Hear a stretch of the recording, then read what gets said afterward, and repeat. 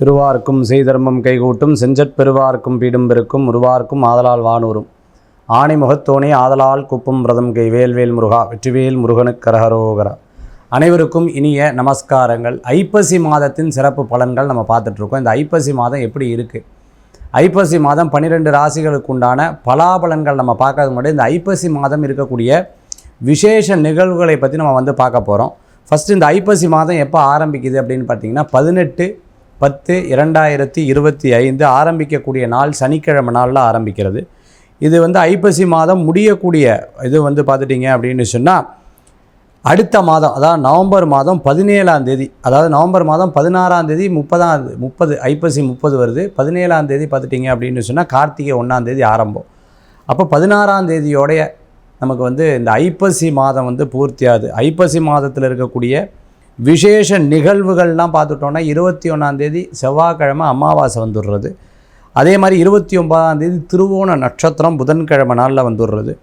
27ஆம் தேதி சஷ்டி வந்துடுறது. அதே மாதிரி 19ஆம் தேதி பார்த்துட்டோம் அப்படின்னு சொன்னால் சிவராத்திரி, அதாவது மாத சிவராத்திரி அப்படிங்கிறது இந்த 18ஆம் தேதியே சனிக்கிழமை ஆரம்பிக்கக்கூடிய நாள் சனி பிரதோஷ நன்னாளாக இந்த ஐப்பசி மாதம் ஆரம்பிக்கிறத பார்க்க முடியுது. சதுர்த்தி பார்த்துட்டேன்னா 25ஆம் தேதி சனிக்கிழமை நாளில் இருந்துருக்கு. அதே மாதிரி சுப முகூர்த்த தினம்னா அப்படின்னு பார்த்தோம்னா அக்டோபர் 19ஆம் தேதி இருக்குது. அதாவது ஐப்பசி மாதம் 2ஆம் தேதி, ஐப்பசி 3 20ஆம் தேதி, ஐப்பசி மாதம் 7ஆம் தேதி அக்டோபர் 24 முகூர்த்தம், 27 முகூர்த்தம். அதே போன்று அக்டோபர் 31ஆம் தேதி முகூர்த்தங்கள். இதெல்லாம் வளர்பிறை சுப முகூர்த்த தினமாக இந்த தினங்கள் இருந்துட்டுருக்கிறத நம்ம பார்க்க முடியுது. இந்த ஐப்பசி மாதத்தில் ரொம்ப விசேஷமான நிகழ்வுகள் அப்படின்னு சொன்னால் தீபாவளி பண்டிகை 20ஆம் தேதி வந்துடுறது. 21ஆம் தேதி கேதார கௌரி விரதம், 22ஆம் தேதி கந்த சஷ்டி ஆரம்பம். உலகமெங்கும் இருக்கக்கூடிய முருகப்பெருமானை இந்த பக்தர்கள் வழிபடக்கூடிய அற்புதமான விரதம் இருக்கக்கூடிய அற்புதமான ஒரு திருவிழா இந்த கந்த சஷ்டி விரதம் திருவிழா. கந்த சஷ்டி 27ஆம் தேதி கந்த சஷ்டி சூர சம்ஹாரம் நிகழ்வுகள் நடக்கக்கூடியதாக இருந்துட்டுருக்கிறத நம்மளால் பார்க்க முடியுது. அதே மாதிரி பார்த்துட்டிங்க அப்படின்னு சொன்னால் பௌர்ணமி நெக்ஸ்ட் மந்த்து நவம்பர் மாதம் 5ஆம் தேதி பௌர்ணமி, 6ஆம் தேதி கிருத்திகை.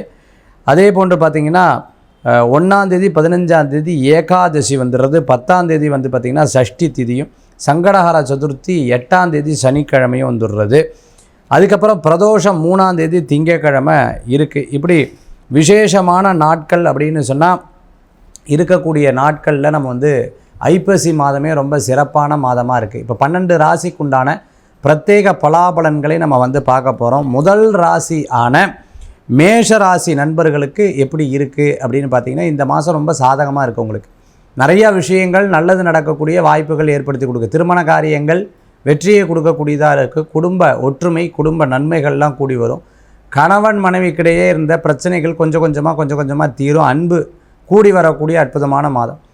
குழந்தை வரம் எதிர்பார்த்தவங்களுக்கு நல்ல செய்திகள் உண்டு. இடமாற்றம் எதிர்பார்த்தவங்களுக்கு வெற்றிகள் தரக்கூடிய அற்புதமான மாதமாக இந்த மாதங்கள் இருக்குது. ரொம்ப நாளாக இருந்த மனக்கசப்புகள் தீரும். சொந்த பந்தம் பேசாத இருந்த சொந்த பந்தங்கள்லாம் பேசக்கூடிய ஒரு அற்புதமான மாதமாக இந்த மாதத்தில் இருக்கிறத நம்மளால் பார்க்க முடியுது. பார்ட்னர்ஷிப், அதே மாதிரி தொழிலில் ஒரு ஒர்க்கிங் பார்ட்னர் சேர்த்துட்டு எதையும் பண்ணுறது, இது போன்ற காரியங்களும் உங்களுக்கு சிறப்பாகவே இருந்துருக்கும். ஐப்பசி மாதத்தில் எங்கேனும் வெளியூர் தூர பிரயாணம், குடும்பத்தில் ஏதேனும் விசேஷங்கள்னால் போய் கலந்து கொள்ளக்கூடிய அற்புதமான மாதம் இந்த ஐப்பசி மாதம். மேஷராசி அன்பர்களுக்கு வழிபடக்கூடிய தெய்வம் பார்த்துட்டோம்னா ஆஞ்சநேயர் வழிபாடு வெற்றி வழிபாடாக அமையும்.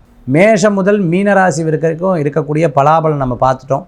சரி இருக்கிறவங்க அகலக்கால் வைக்கலாம். மீடியமாக இருக்குதுன்னு சொல்லும் பொழுது நம்ம நிதானமாக நகரணும். சரி இல்லைன்னு சொல்லும் பொழுது நான் என்ன தெய்வத்தை சொன்னனோ அந்த தெய்வத்தை வழிபடுறது நல்லது. எப்படி இருந்தாலும் நமக்கு உழைப்பு இருந்ததுன்னா அதுக்கு இறைவன் கொடுக்கக்கூடிய வரப்பிரசாதம் அதிகம்னு சொல்லுவாங்க. செய்யக்கூடிய தர்ம கர்ம காரியங்களை சரியாக செஞ்சால் எப்பேற்பட்ட பிரச்சனைகள் வந்தாலும் நான் இருந்து காப்பாற்றுவேன்னு கடவுளுடைய வாக்கியம் இருக்குது. அது போன்ற இந்த மாதம் உங்களுக்கு அந்த மாதமாக மாறணும்னு பிரார்த்தனை பண்ணி மீண்டும் சந்திப்போம். வேல்வேல் முருகா வெற்றிவேல் முருகனுக்கு கரகரோகரா. உங்கள் ஜோதிஷாச்சாரியா ஜோதிட சாம்ராட் மகேஷ் ஐயர். அனைவருக்கும் இனிய தித்திக்கும் தீபாவளி நல்வாழ்த்துக்கள்.